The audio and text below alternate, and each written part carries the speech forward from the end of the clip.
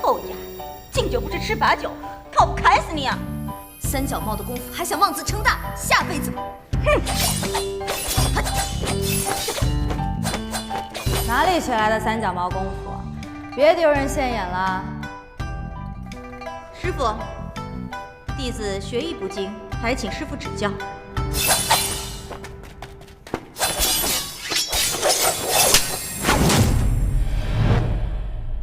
看清楚了吗？学着点。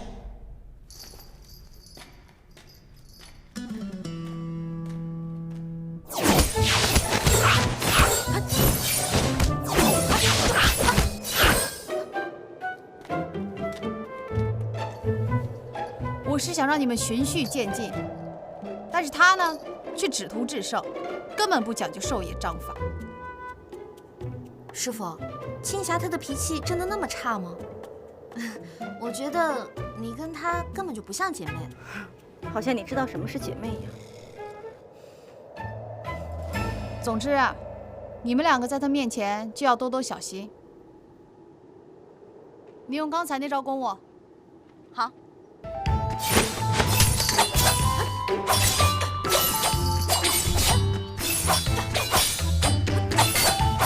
说你这招还不容易，看剑！你个贱人，就知道耍嘴皮子！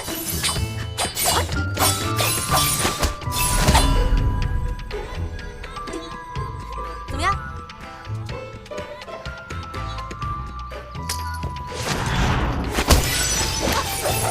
这招都不会破，笨蛋！看好了。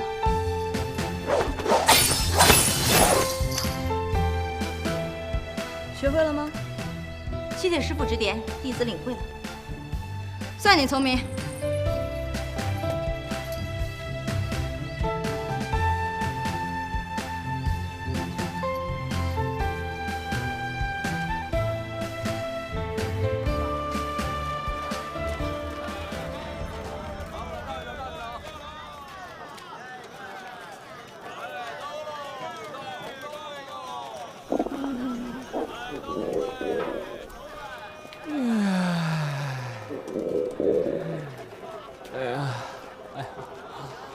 哎，没想到本大圣也有饥肠辘辘的时候啊！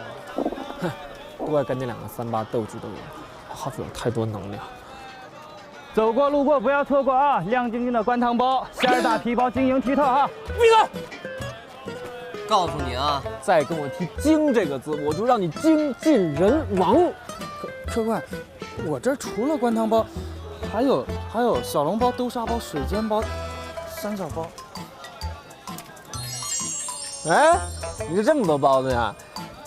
嘿嘿嘿，你长得也很像个包子，看来你一辈子只能卖包子。味道不错啊，谢谢啊。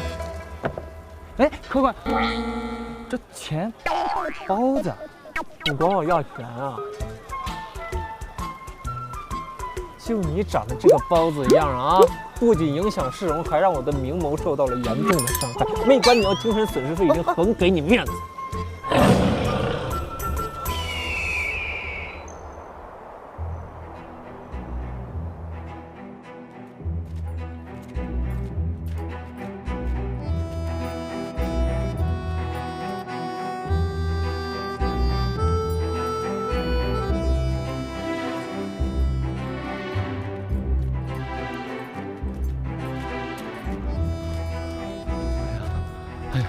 今天的太阳啊，也是非常健康啊，偶尔啊晒一下太阳，对身体特别的好啊。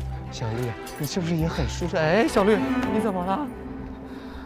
好渴，好饿。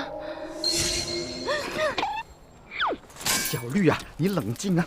你听我跟你讲，如果你饿的话呢，你就告诉我，我去给你找一点野果啊、野菜。野果野菜好啊，吃了之后不单止清热解毒，还能减肥呀。你等一下。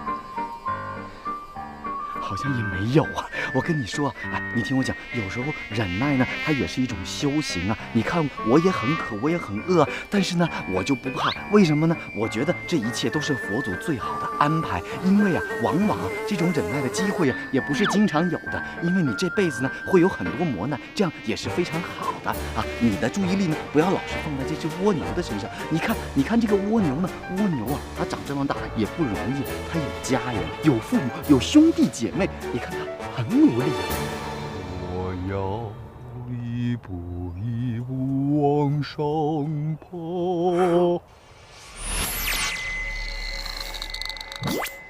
哎呀，阿弥陀佛，你为什么要杀生？你为什么要杀生？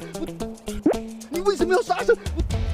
哎呀，一点都没有了！我刚才跟你说了多少遍，你不要杀生，不要杀生！你有没有考虑过蜗牛家人的感受？你有没有考虑过我的感受？你有没有考虑过佛祖的感受？我跟你说了多少遍，叫你不要杀生，不要杀生！你非要杀生，你肚子热，我可以给你找血但你为什么要杀生啊？哎呀，哎呀，阿弥陀佛！哎，现在世道艰难，蜗牛的出身这么惨，想要实现梦想实在太难了。我吃它是它的福分和机遇，哎，希望它能好好珍惜。哎，总是不能杀生啊！记住了没有？施主啊，下回投个好胎啊，不要再被吃掉了啊！阿弥陀佛。对不起。天大地大，我到哪里去寻他？那个臭猴子喜欢花天酒地，要不我去镇上打听打听。等我回来。不要杀生啊，小绿！小绿，不要杀生啊！知道啦。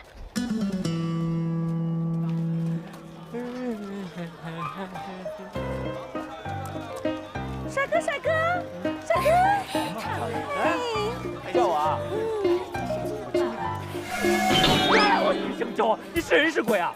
哦，帅哥，你连我都不认识了。现在是时下最流行的艺伎妆。这位大明姐，我认识你吗？难道我曾经瞎了狗眼泡过你？帅哥，你连自嘲都这么可爱。这位大明姐，你省省吧，我先走。就算你不喜欢我，我们那里的小妹妹你总喜欢吧？大姐姐，大姐姐总爱吧？那就更不用了，我最近不太想碰你了。谢谢你，谢谢。没想到你小弟弟总喜欢我。